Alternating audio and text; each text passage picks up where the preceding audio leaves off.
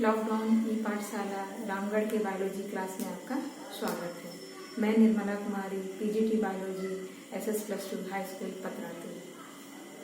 हम लोग 12th class biology का पहला चैप्टर रिप्रोडक्शन इन ऑर्गेनिज्म आज पढ़ेंगे।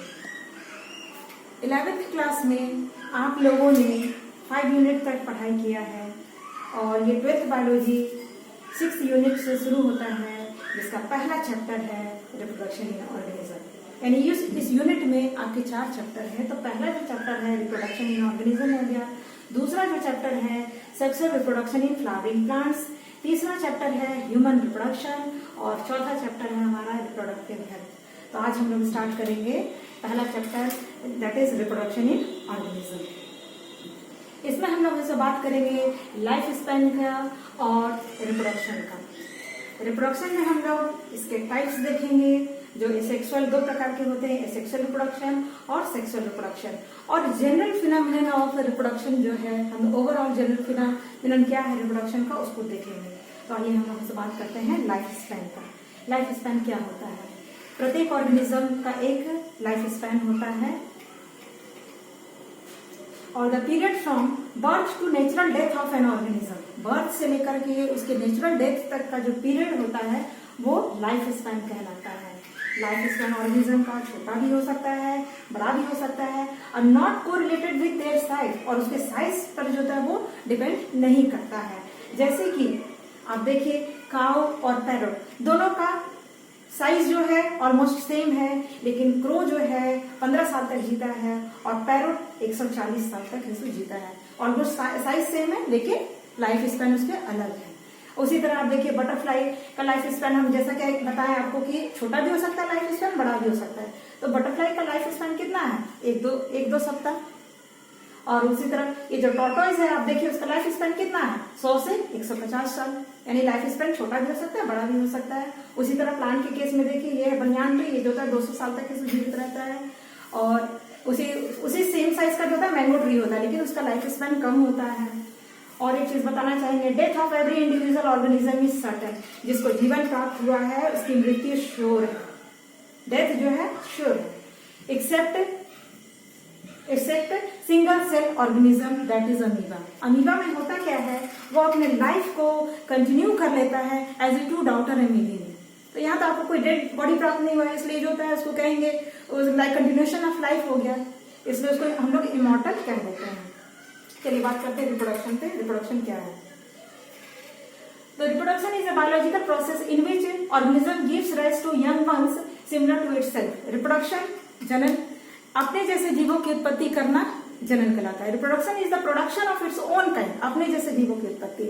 जैसे अगर मान लीजिए जैसे बिल्ली है तो वो बिल्ली को ही जन्म देता है, कुत्ता है तो कुत्ते को ही जन्म देता है। ऐसा तो नहीं है बिल्ली कुत्ते को जन्म दिया या कुत्ता बिल्ली को जन्म दिया, ऐसा तो नहीं है। Production of its own kind.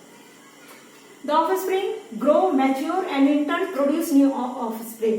जो भी offspring है वो grow करेंगे, then mature करेंगे और फिर reproduction करेंगे, जिससे offspring produce होंगे। तो इस प्रकार हम देखते हैं there is cycle of birth, growth and death।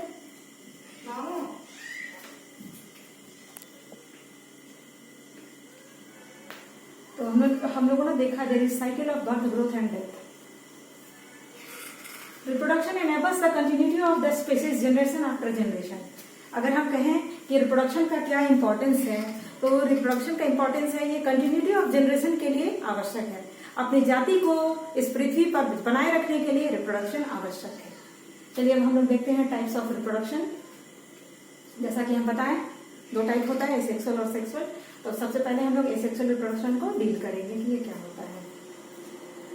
When the offspring is produced by a single parent with or without the involvement of gamete formation, the reproduction is called asexual। asexual reproduction में क्या होता है? Single parent involve होता है ना। Characteristics of asexual reproduction: a single parent is involved, gamete may or may not form, no fertilization, there is usually meiotic cell division, offspring are genetically identical to the parents called clones. यहाँ क्या है, asexual reproduction में हम बताएं कि uniparental होता है, यानी सिंगल पेरेंट्स इन्वॉल्व होता है। There is no gamete formation, there is no fertilisation और यूजुअली माइटोटिक सेल डिवीजन होता है। माइटोटिक सेल डिवीजन आप लोगों ने 11वीं क्लास में पढ़ा है। उसमें क्या होता है, जो पेरेंट सेल जो होता है 2 डॉटर सेल्स बनाता है और ये डॉटर सेल जो होता है exactly similar to their parent cell. तो यहाँ पर जो आपको ऑफस्प्रिंग प्राप्त होते हैं माइटोटिक डिवीजन के द्वारा, एसेक्सुअल रिप्रोडक्शन में माइटोटिक डिवीजन के द्वारा होता है और माइटोटिक डिवीजन के द्वारा जो आपको ऑफस्प्रिंग प्राप्त होते हैं वो exactly similar to their parents, इसलिए उसको क्लोन भी कह देते हैं। नेक्स्ट, और multiplication occurs rapidly. Asexual reproduction जो होता है फास्टेस्ट वे है रिप्रोडक्शन का, इसमें मल्टीप्लीकेशन का रेट जो होता है बहुत ज्यादा होता है। अब हम लोग टाइप्स ऑफ एसेक्सुअल रिप्रोडक्शन देखेंगे, यानी एसेक्सुअल रिप्रोडक्शन किन किन तरीकों से होता है तो देखेंगे। फिजन, नेक्स्ट है आपका बडिंग और स्पोरोजेनेसिस। एक एक करके हम लोग इसको डील करते हैं क्या है। आपके कोर्स में बाइनरी फिजन इन अमीबा दिया हुआ है, इसको हम लोग देखते हैं। इससे तो आप लोग परिचित हैं, पहचान रहे होंगे ये कौन सा प्राणी है भाई, अमीबा है। इरेगुलर शेप्ड बॉडी होता है, रेड कलर का जो आप स्ट्रक्चर देख रहे हैं वो न्यूक्लियस है उसका। तो बाइनरी फिजन, तो बाई मतलब होता है 2, फिजन मतलब होता है टू ब्रेक। तो इसमें जो है आपका पेरेंट बॉडी जो होता है डिवाइडेड इनटू 2 डॉटर अमीबी। तो यहाँ देखिए ये अमीबा जो है grow in size, then first nucleus divide करेगा, उसके बाद साइटोप्लाज्म डिवाइड करेगा। सेल डिवीजन का पहला स्टेप क्या होता है आप जानते हैं, कैरियोकाइनेसिस यानी डिवीजन ऑफ न्यूक्लियस।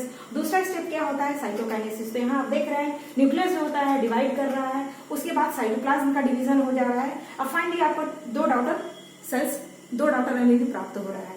तो इस प्रकार बाइनरी फिजन इन अमीबा आपका खत्म हुआ। अब हम लोग देखेंगे बर्डिंग इन ईस्ट, कि ईस्ट जो होता है बर्डिंग के द्वारा किस तरह से रिप्रोडक्शन करता है।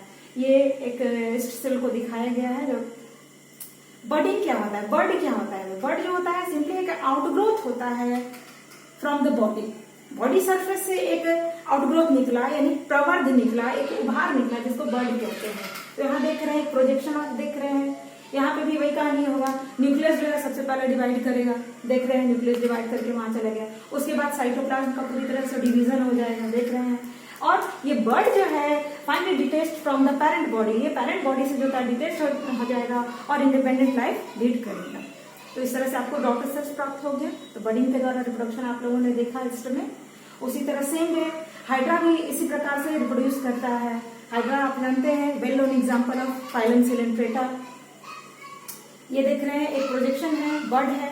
तो यहाँ पे ये जो टेंटेकस आप देख रहे हैं, बर्ड में टेंटेकस डेवलप हो जाएगा और ये ग्रो इन साइज में बढ़ेगा और फाइनली जो होता है ये पेरेंट बॉडी से डिटैच हो जाएगा, अलग हो जाएगा। अब हम लोग एसेक्सुअल रिप्रोडक्शन जो स्पोर फॉर्मेशन के द्वारा होता है, दैट इज स्पोरोजेनेसिस, उसको देखेंगे। स्पोर्स क्या होते हैं, spores are unicellular microscopic reproductive unit होते हैं जो जर्मिनेट करेंगे और न्यू ऑर्गेनिज्म उससे डेवलप होगा। तो यहाँ हम लोग देखेंगे जो स्पोर्स ऑफ क्लेमाइडोमोनास जो होते हैं एसेक्सुअली रिप्रोड्यूस करते हैं बाय जूस्पोर के द्वारा। जूस्पोर क्या होता है, मोटाइल स्पोर्स होता है। एग्जाम में पूछता है, जैक बोर्ड के 12th क्लास में जूस्पोर क्लेमाइडोमोनास किसके द्वारा रिप्रोड्यूस करता है पूछेगा। उसमें जो होता है आपको ऑप्शंस दे देगा, आपको जो होता है वो टिक करना पड़ेगा। तो आपको याद रखना है जूस्पोर। कोनिडिया ऑफ पेनिसिलियम का ये फिगर दिया हुआ है। तो यहाँ जो होता है कोनिडिया के द्वारा एसेक्सुअल रिप्रोडक्शन होता है। ये जो आप गोल गोल राउंड स्ट्रक्चर देख रहे हैं वो कोनिडिया है। कोनिडिया याद रखिएगा नॉन मोटाइल स्पोर है, जबकि जूस्पोर क्या है, मोटाइल स्पोर है। नेक्स्ट है गेम्यूल इन स्पंज। स्पंज जो है गेम्यूल फॉर्मेशन के द्वारा एसेक्सुअली रिप्रोड्यूस करता है। ये जो आप round round ball like structure देख रहे हैं वो यही आपका गेम्यूल्स है, इसके द्वारा इसको रिप्रोडक्शन होता है। एग्जाम में ये भी पूछता है कि reproduction gemmules reproduction through gemmules occur in, आपको ऑप्शन दे देगा phylum Coelenterata, phylum Porifera, phylum है सो आपका एनिलिडा, अर्थवर्म, जो भी। तो आपको जो है आपको करेक्ट करना होगा स्पंज यानी पोरीफेरा। नेक्स्ट हम लोग देखेंगे वेजिटेटिव प्रोपगेशन इन एंजियोस्पर्म। न्यू प्लांट्स जो है अगर फॉर्म्ड होते हैं फ्रॉम अदर देन सीड, अगर सीड को छोड़ करके पौधे के किसी अन्य भाग से अगर बेबी प्लांट डेवलप करता है तो उसको हम लोग वेजिटेटिव रिप्रोडक्शन कहते हैं। तो पौधे का अन्य भाग क्या हो सकता है सीड को छोड़ दिया जाए तो? या तो ऐसो स्टेम हो सकता है, या लीफ हो सकता है, या रूट हो सकता है। तो यहाँ हम लोग देख रहे हैं एग्जाम्पल पोटैटो का, अभी देखेंगे ginger, rhizome of ginger, eyes of potato. Next आप देखिएगा यहाँ bryophyllum, leaf of bryophyllum and offset of water hyacinth. ये सब तरीका है आपका वेजिटेटिव प्रोपगेशन का। ये आप देख रहे हैं पोटैटो और जिंजर दोनों जो है आपका अंडरग्राउंड स्टेम का एग्जाम्पल है, अंडरग्राउंड स्टेम का एग्जाम्पल है।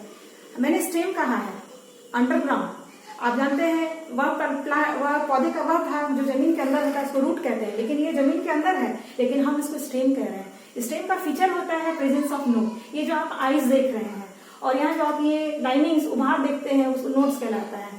तो ये नोड से ही जो होता है जर्मिनेशन होता है, जर्मिनेटिंग आई बर्ड्स, यहीं से जो होता है जर्मिनेशन होता है, न्यू बेबी प्लांट्स फॉर्म होते हैं। यहाँ ब्रायोफिलम के केस में देखिए ये जो लीफ का जो आप नोच देख रहे हैं, किनारे वाला भाग जो नोच देख रहे हैं, जो खांच देख रहे हैं, वहीं पे क्या होता है रूटिंग स्टार्ट होगा और फाइनली जो होता है ये ब्रायोफिलम का भी जो भी प्लांट देख रहे हैं वो डिटैच हो जाएगा और नया प्लांट बन जाएगा।